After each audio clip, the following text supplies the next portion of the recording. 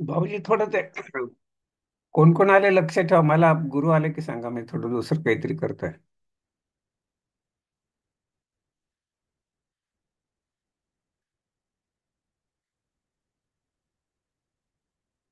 ऐकलं ना? हो, ऐकलं ऐकलं. स्पीकर चालू नव्हता. हा, नाही ठीक आहे. ते माईक. ओके. हम्म.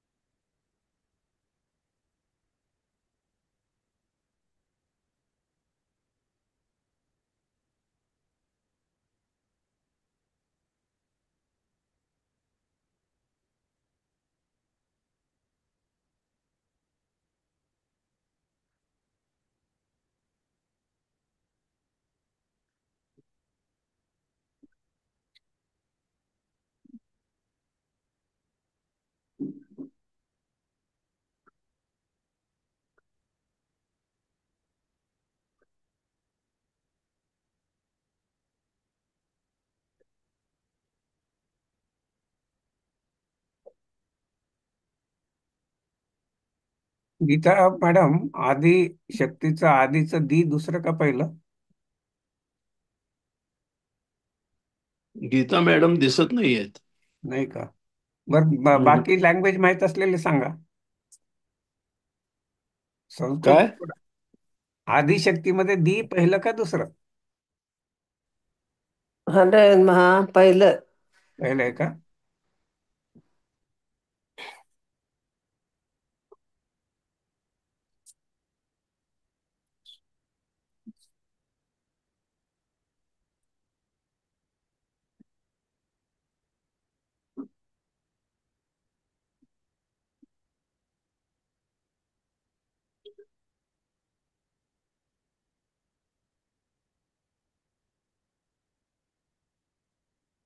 फोन करायचा का बघा, 47 झालेत.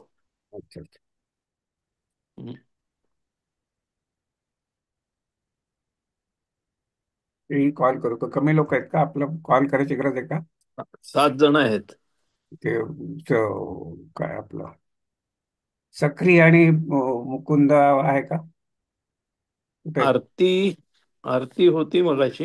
आहे आरती का? आहे. मग ठीक आहे, मग मुकुंदा नाहीये. ठीक आहे, ती आहे म्हणजे तर पण कारण असेल. सक्री नाहीये. सक्री नाहीये. कॉल करतो तो एक.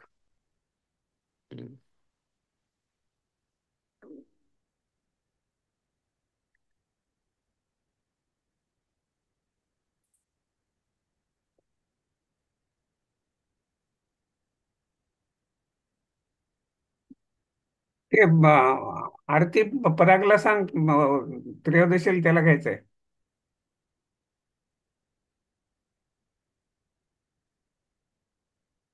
पराग पुष्कर कोणीतरी त्याला जमेल.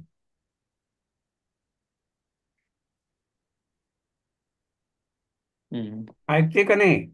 काहीतरी बोलायला लागेल ना, कळेल कसं मला. आले का? आले आले. हं. अरे ना, ग्रुप द्या, आपल्यालाच कॉल करत हरे आहे. महा. हा नमस्कार. हरे महा. हरे नमः. काय म्हणते, सगळे आराम आहे? हो. मी तरी आराम आहे. हम्म.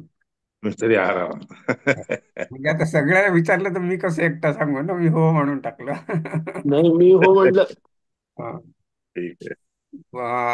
आमच्या अर्धांगिनी येणार आहेत आता, आज ऑलरेडी आलेले आहेत मुंबईला, पण आम्ही नागपूरला चाललोय आज. हो काय? अच्छा. येऊन परत हरकत नाही. बर. परवाच्या दिवशी भेटू मुंबईला. अजून काय म्हणते, सगळेजण कसे आहेत? कोणाला काही काही प्रश्न?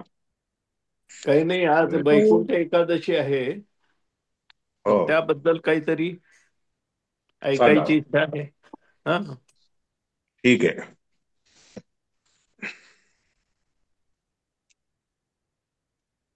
श्री गुरुभ्यो हरे महा. नमः.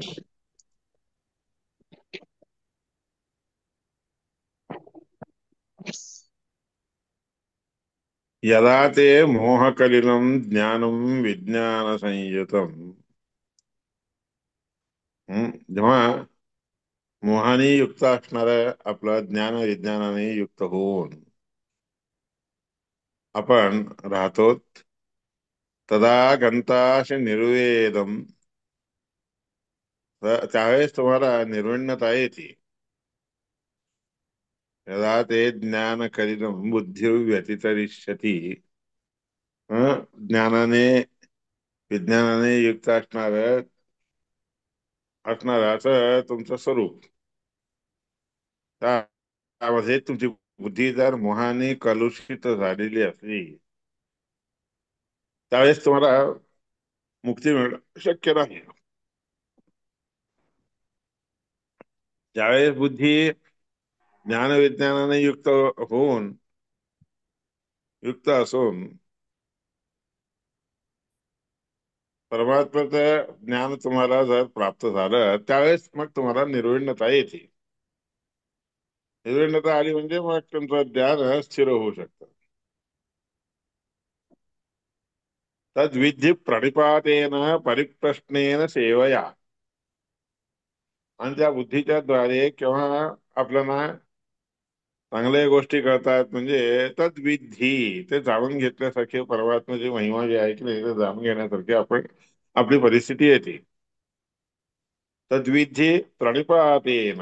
प्रणिपातेन म्हणजे उत्तम रीतीने नमस्कार करायचा.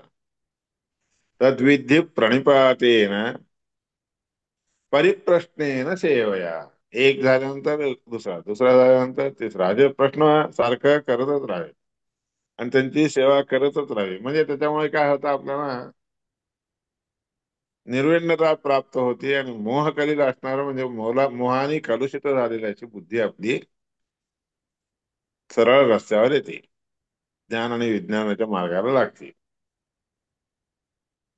असं भगवद्गीतेमध्ये सांगितलेली गोष्ट ही.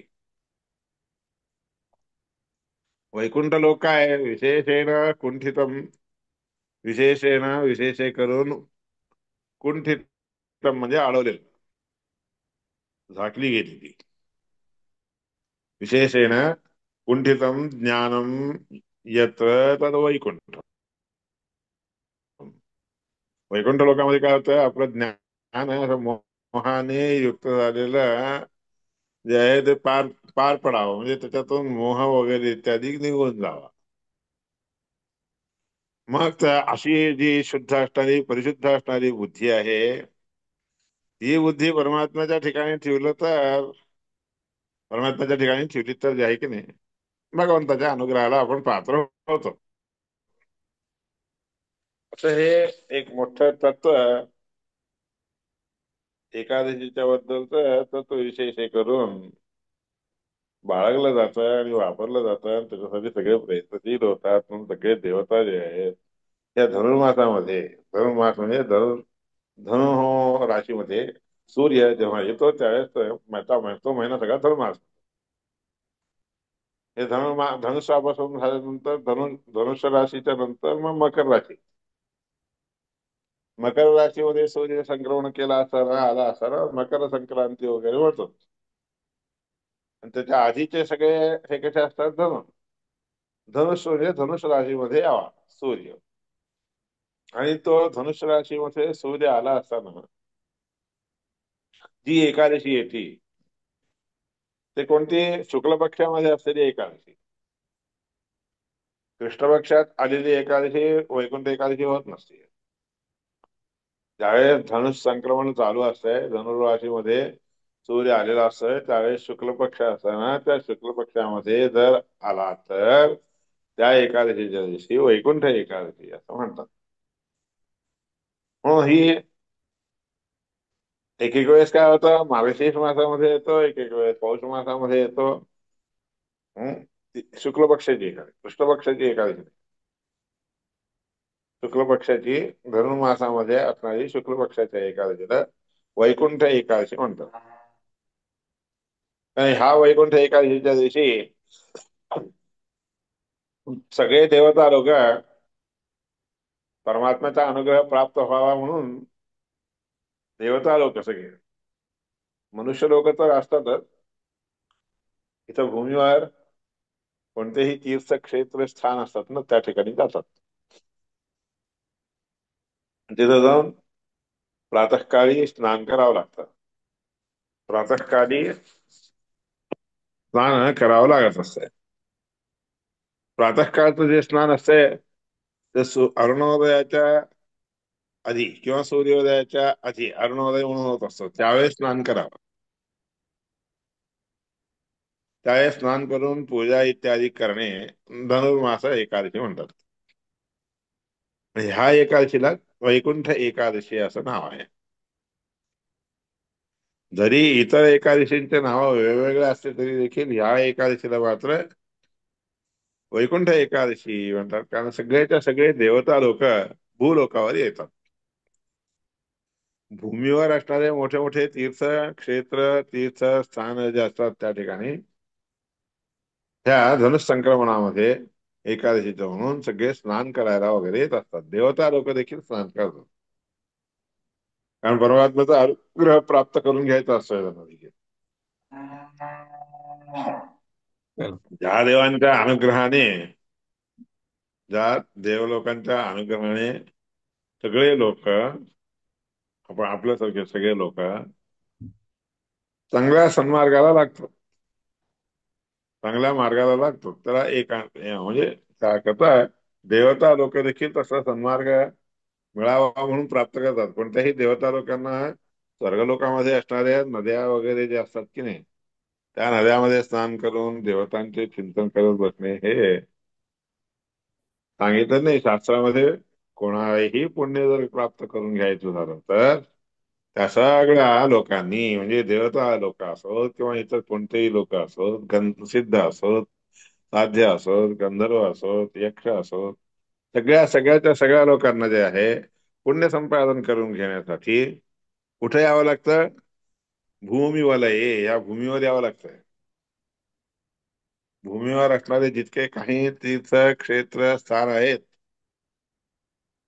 आणि त्यात पुन्हा भारत देशातील जे तीर्थ क्षेत्र स्थान आहेत ते सगळे परम पुण्य आपल्याला आणून देत असतात, पुष्कळ उत्तम रीतीचं पुण्य प्राप्त करून देण्यासाठी असतात, कारणीभूत बनतात. म्हणून या ठिकाणी या एकादशीला विशेष महत्व दिलेलं आहे. आपल्याला आपली बुद्धी शुद्ध करून घ्यायची असते. बुद्धी अध्यवसानाय म्हणून सांगितलेलं आहे. ही बुद्धी कशासाठी असते, बुद्धीचं काय काम आहे? अध्यवसान, हे असं आहे असं परमात्म्याच्या बद्दल पूर्णपणे जाणीव ज्यामुळे होती किंवा ज्या बुद्धीला होती त्या बुद्धीला अध्यवसान म्हणतात. बुद्धिर अध्यवसानाय संशय कुरुते मनः. मन काय करतं, आपल्याला सगळं संशय उत्पन्न करून देत असते.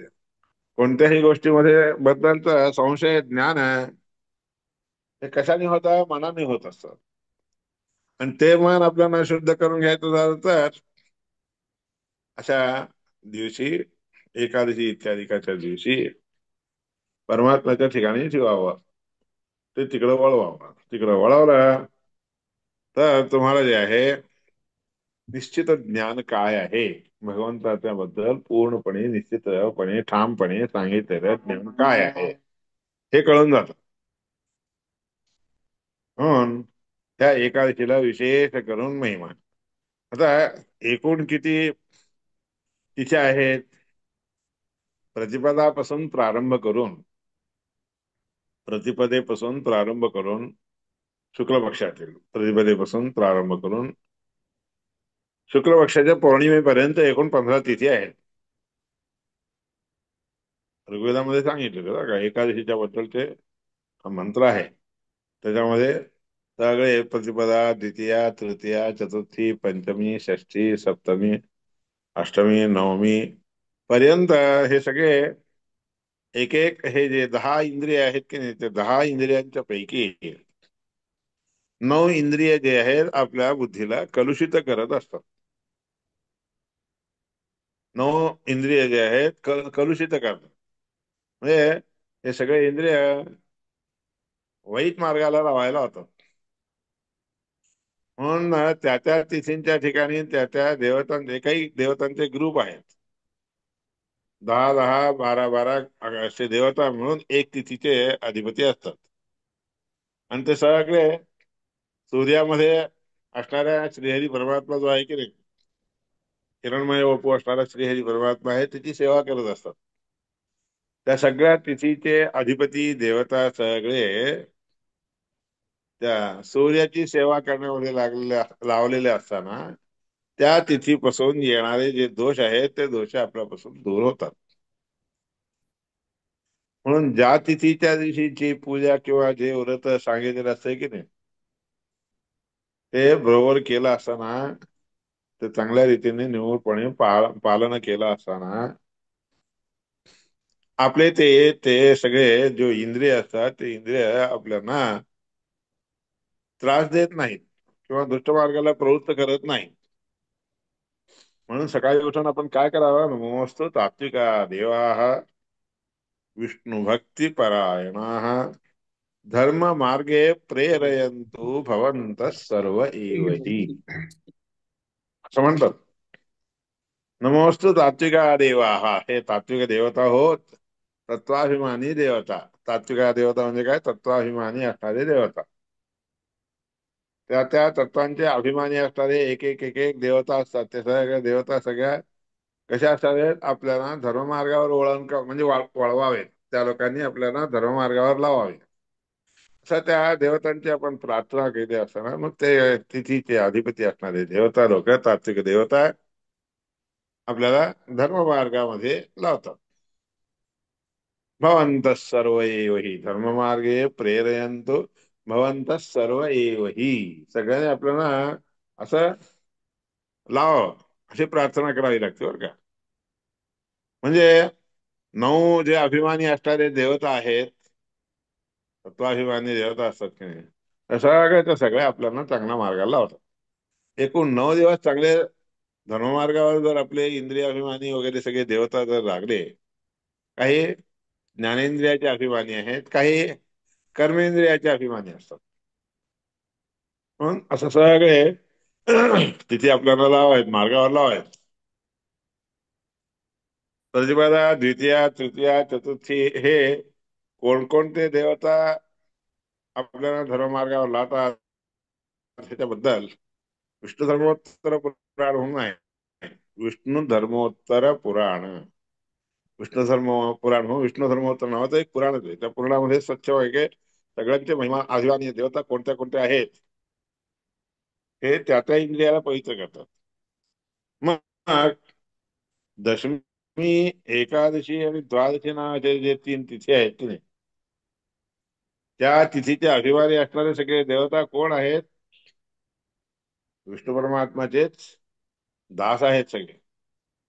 म्हणून मन, बुद्धी आणि अहंकार हे तीन गोष्टी आहेत की नाही, त्या तीन गोष्टींना वळवणारे देवता केवळ भगवत भक्त असतात.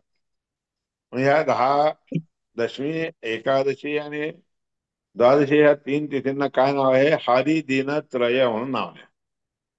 हरी दिन त्रय केव्हाही आपल्याला तीन परमात्म्याच्या प्रीतीसाठी कारणीभूत असणारे जे काही देवता आहेत ते सगळे केवळ केवळ भगवंताच्या मार्गावर लावणारे असतात. मग या तिन्ही तिथींना हरिदिनत्रय म्हणतात. हरिदिनत्रय म्हणजे कोणते? दशमी, दशमीच्या दिवशी परमात्म्याची पूजा वगैरे करायची, बरं का? दशमीच्या दिवशी परमात्म्याची पूजा करायची, देवाला नैवेद्य दाखवलेले जे आहे सगळ्या देवतांना, इतर देवतांना देखील वाटून दिल्यानंतर प्राणावती वगैरे सगळं झाल्यानंतर वैश्य वगैरे करून घेऊन ब्राह्मण भोजन वगैरे घालून आपण नंतर जे जेवण भोजन करतो ते भोजन केलेलं जे आहे आपल्याला पोटामध्ये गेल्यावर विष्णू परमात्म्याच्या मार्गाला लावतो, म्हणजे आपली बुद्धी तिकडे वळवते.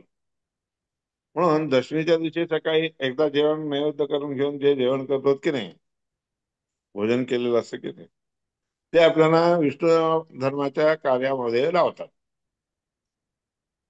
मग एकादशीच्या दिवशी उपवास करायचा असतो. का तर अन्नात भवन्ति भूतानि, अन्नामुळे सगळे प्राणी होत असतात. आणि सगळ्याच्या सगळं आपण जे काही खातो पितो सगळं आहे त्या अन्नाच्या मुळे, कारण ज्याचे कोणाचीही पण बुद्धी चांगली होणं चांगली न होणं वगैरे जे आहेत की नाही अन्नामुळे होत असते. म्हणून म्हणून शास्त्र देखील सांगत आहे ज्याची बुद्धी जसलं अन्न खाती त्याप्रमाणे वळती म्हणून सांगते. म्हणून यस्यान्नम जीर्यते कुक्षौ, महाभारतात सांगितलेलं आहे, यस्यान्नम जीर्यते कुक्षौ बुद्धिर्भवती तादृशी. आपल्याला जसलं अन्न आपण खातो की नाही तशा रीतीने त्या अन्नाला अनुगुणपणे आपली बुद्धी देखील वळती, इकडं तिकडं जाते. यस्यान्नं जीर्यते कुक्षो बुद्धिर्भवति तरिष्यति, बुद्धिर्भवति तादृशी, महाभारतात सांगितलेलं आहे असं. म्हणून आपण जे अन्न खातो ते अन्न कसं असावं? पवित्र असावं. आणि ते म्हणून त्या अन्नामध्ये आश्रित करून राहत असे कोणाची बुद्धी कुठं वळावी कुठं नाही. पण त्या दिवशी एकादशीच्या दिवशी अन्नच खाल्लं नाही म्हणजे त्या अन्नापासून येणारे जे दोष असतात ते आपल्याला लागूच होते. म्हणून एकादशीच्या दिवशी काय पद्धत आहे? भोजन करूनही उपवास करावा. एकादशीला भोजन न करता उपवास राहावे. आता ते सायंटिस्ट लोकांनी अन्न न खाण्यासाठी उपवास वगैरे करण्यासाठी म्हणून बरेचसे प्रकार दाखवलेले आहेत, काय खावं काय नाही वगैरे असं सांगून बरेच काढलेले आहे. एकूण ना आपल्या इंद्रियांना सगळ्यांना येणारे जे काही पाप किंवा वाईट गोष्टी आहेत, रोगराई वगैरे आहेत, ते सगळे अन्नामुळे येत असते. म्हणून ते अन्न त्या दिवशी खाऊ नये. 11व्या दिवशी म्हणजे 11 म्हणजे एकादशीच्या दिवशी खाऊ नये. दशमीला सकाळी भोजन झालं की त्याच्यानंतर संध्याकाळी काही खायचं नाही. एकादशीच्या दिवशी पूर्णपणे उपवास करायचा. पाण्याचा थेंब देखील कार्तिक मास महात्म्यात सारोद्धार पुराणामध्ये असं करावं, असे उपवास करावे. आणि दुसऱ्या दिवशी मग जेवण करावं. द्वादशीच्या दिवशी ते कसं आहे, परमात्म्याला दाखवलेलं नैवेद्य अन्न वगैरे जास्त की नाही ते घेऊन पूजन करावं. द्वादशीच्या दिवशी देखील एकदा जेवण, सकाळी एकदा जेवण झाले की पुन्हा संध्याकाळी जेवण करू नये. एकूण असे हे 3 दिवस मिळून 2 वेळा भोजन. हे 3 दिवस मिळून 2 वेळा, दशमीला 1 वेळा, द्वादशीच्या दिवशी 1 वेळा करायचं. आणि एकादशीच्या दिवशी देखील पूर्णपणे उपवास करा. म्हणून आपण जे तीर्थ घेतो ते एकादशीच्या दिवशी, आपण तीर्थ घेताना कसं करतो, काय काय करतात. प्रथमम काय शुद्ध्यर्थम, पहिल्यांदा जे तीर्थ घेतात की नाही ते शरीर शुद्धीसाठी असतं. द्वितीयम धर्म साधनम, दुसरा जे तीर्थ घेतात की नाही ते धर्म साधन करण्यासाठी म्हणून दुसरं घेतात. आणि तिसऱ्यांदा मोक्षदम प्रोक्तम, तृतीयम मोक्षदम प्रोक्तम, एवं तीर्थम त्रिधा पिबेत म्हणून सांगितलंय कृष्ण धर्मोत्तर पुराणात, सारोद्धार पुराणात सांगितलंय. तिसऱ्यांदा जे जे घेतो ते मोक्षासाठी. म्हणून एकादशीच्या दिवशी एकदाच तीर्थ घ्यायचं कारण काय, आपल्याला काय सिद्धी करायची नाही आहे त्या दिवशी. काय सिद्धी वगैरे हे सगळे तिथींच्या दिवशी केलेलं असते सगळं. असं म्हणून काय सिद्ध्यर्थम नाही घ्यायचं.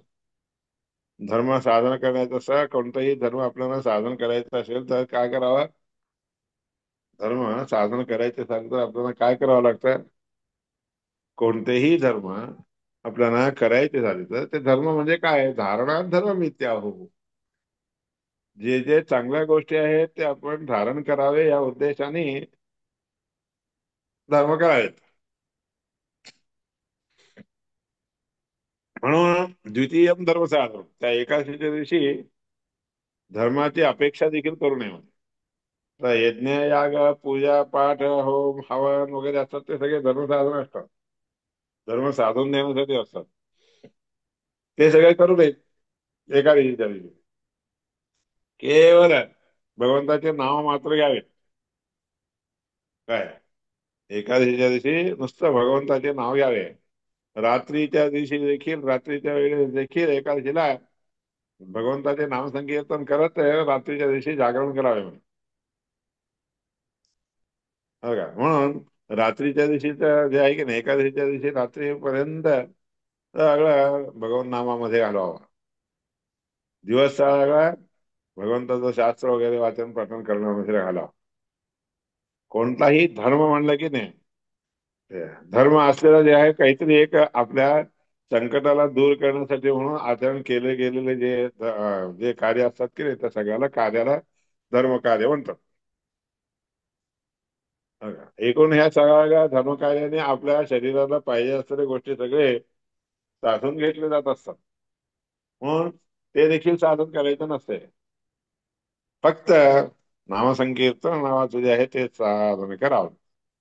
म्हणून हे सगळे 3 वेळा तीर्थ घ्यायचं एकादशीच्या दिवशी नसतंय, कारण काय सिद्धी वगैरे पाहिजे असलेलं म्हणून नाही काय. म्हणून एकदाच तीर्थ घ्यायचं, ते कोणतं, मोक्ष साधनासाठी पाहिजे असलेले जे बुद्धी आहे की तसली बुद्धी आपल्याला यावी, भगवंताने द्यावी. म्हणून एकादशीच्या दिवशी 1 वेळा तीर्थ घ्यायची पद्धत आहे. तसं 1 वेळा तीर्थ घेतलं तर धर्म साधन मोक्ष साधन होऊन जातं. म्हणून मोक्ष जर पाहिजे असेल, आपल्या सगळ्या इंद्रियांच्या द्वारे मोक्ष जर पाहिजे असेल, प्राप्त करून घ्यायचा असेल तर एकदा तीर्थ करावं, नामसंकीर्तन करावं, जागरण वगैरे करावे, भगवंताचे चिंतन करत राहावे, दुसरं काही करायचं नसतं त्या दिवशी. म्हणून एकदा तीर्थ घ्यायची पद्धत आहे एकादशीच्या दिवशी. मग द्वादशीच्या दिवशी खाली दिन आपण जे काही केलेलं आहे ते सगळं सफल व्हावं, भगवंताच्या प्रीत्यच व्हावं म्हणून करायचं असतं. अंबरीश राजाने जे आहे अशा रीतीने एकादशी केलेली आहे. कार्तिक शुद्ध एकादशीच्या दिवशी असं केलं आणि सगळं दान धर्म वगैरे सगळं करून पारणा केलेली आहे. तर पारण्याला देखील कशा रीतीने सांगितलं पारणा करायची, मग त्या दिवशी सांगितलं प्राहुरभक्षणम भूसाम ह्यसितम नाशितम च तत. नुसतं पाणी तीर्थ, निर्माल्य तीर्थ घेऊन आपण एकदा जरी निर्माल्य तीर्थ घेतलं तर जेवल्यासारखंही होतं, न जेवल्यासारखं होऊन जातं. म्हणून त्या अंबरीश राजाला शास्त्र सांगितलं. म्हणून त्या अंबरीश राजाने सुदर्शन चक्र जे रक्षणासाठी दिलं होतं की नाही, त्या सुदर्शन चक्रावर पुरुषोत्तादी इत्यादिकांनी अभिषेक करून ते तीर्थ, निर्माल्य तीर्थ घेतलं. आणि दुर्वासा महर्षीनं यायला उशीर झाला. पारणीचा समय ओलांडून जायला, निघून जायला लागला होता. मग अशा वेळेस काय करावं म्हणून मोठी चिंता लागली होती. मग त्यावेळेस हे शास्त्र सांगितलं. काय सांगितलं? निर्माल्य तीर्थ घेतलं तरी देखील भोजन केल्यासारखं होतं, उपवासही केल्यासारखं होतो म्हणून सांगितलं रे. म्हणून त्या अंबरीश राजांनी तीर्थ घेतलं बरं का. निर्माल्य तीर्थ घेतलं आणि पारणा केली. हे ऐकून अंबरीश राजांनी आम्हाला सोडून, मला सोडून हा जेवला वर का म्हणून मला जेवायला बोलून मला सोडून ह्याने जेवण केलं. आणि नुसतं एकदा जरी निर्माल्य तीर्थ घेतलं तरी सगळं त्याच्या तोंडावर हम्म अगदी चकचक पैकी तेज आलेलं आहे.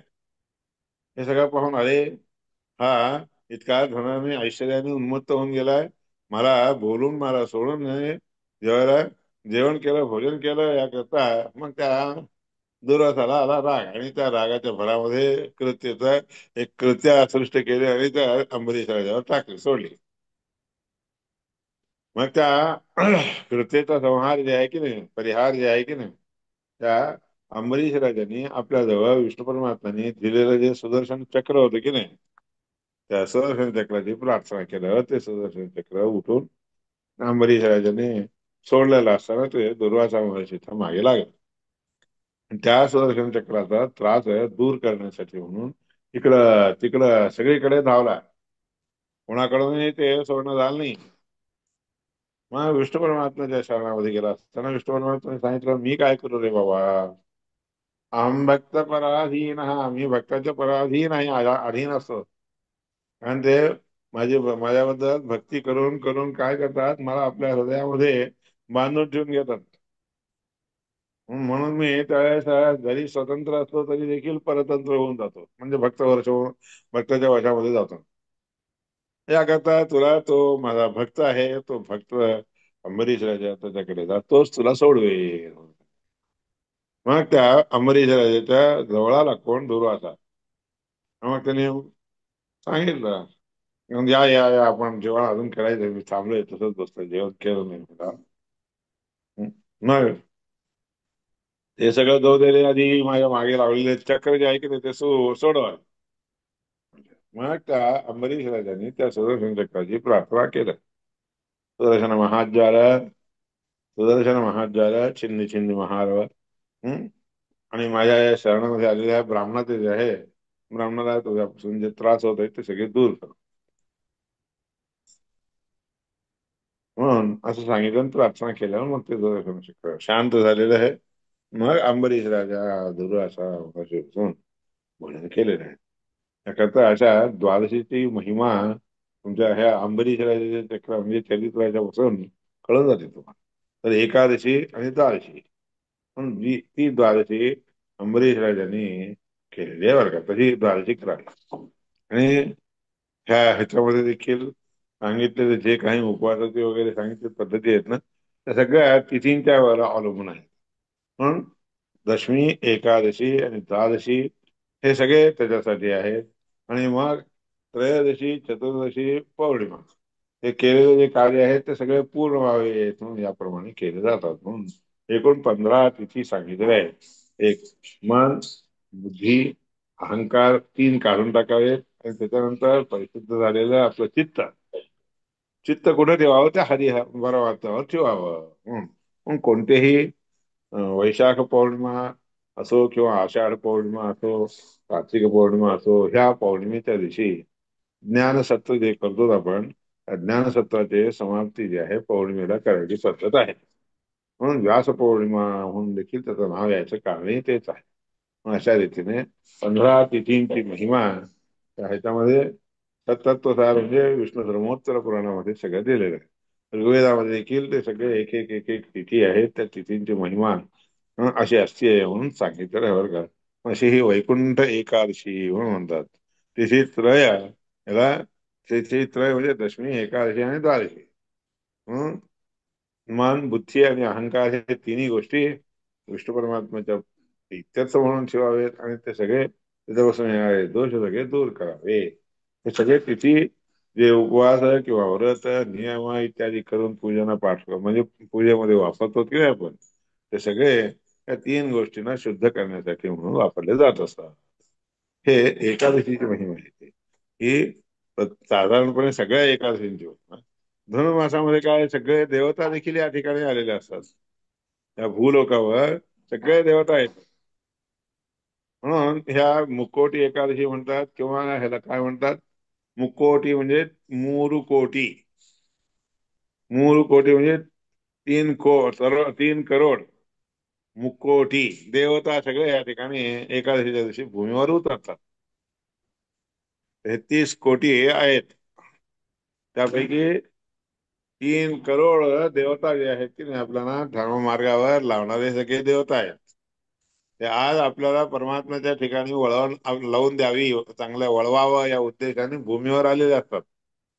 ते फक्त क्षेत्रस्थानामध्ये येतात असं नाहीये, सगळीकडे येतात. कारण त्यांना जरा ते क्षेत्रस्थानामध्ये त्याला देखील आपली सिद्धी करून घ्यायची असते म्हणून आलेले असतात. म्हणून सगळेच्या सगळे 33 कोटी देवता लोक त्या तीर्थक्षेत्रामध्ये गंगादी समस्त तीर्थांच्या ठिकाणी आलेले असतात. स्नान वगैरे करतात, सगळं करून भगवंताच्या प्रीत्यर्थ तपश्चर्या करत असतात, सेवा करत असतात. ते तरी देवता लोक आपल्याला दिसले नाही तरी देखील या ठिकाणी येतात असं सांगितलं. म्हणून येतं ना वैकुंठ एकादशी म्हणून आलेली आहे बरं का. तुम्हाला सगळ्यांना वैकुंठ एकादशी महिमा याच्यासाठी सांगितली की देवता लोक या ठिकाणी वास केलेले असतात. म्हणून त्या सगळीकडे देवता असतात. त्या उद्देशाने देवता सगळ्या प्रसन्न व्हावेत आणि आपल्यावर अनुग्रह करावा म्हणून आपण हे करत असतात. ते हरिदिन त्रयापैकी धनुर्मासामध्ये विशेष हे करून धनुसंक्रमण जेव्हा असते की नाही त्यावेळेस विशेष हे करून सगळे देवता भूमीवर आलेले असतात. म्हणून मी तीर्थाला गेलो नाही, मी घरातच होतो याकरता मी एकादशी करत नाही असं म्हणून हे बरं का. सगळे आपल्या घरात 30 कोटी लोक आहेत ते, एक नाही दोन नाही.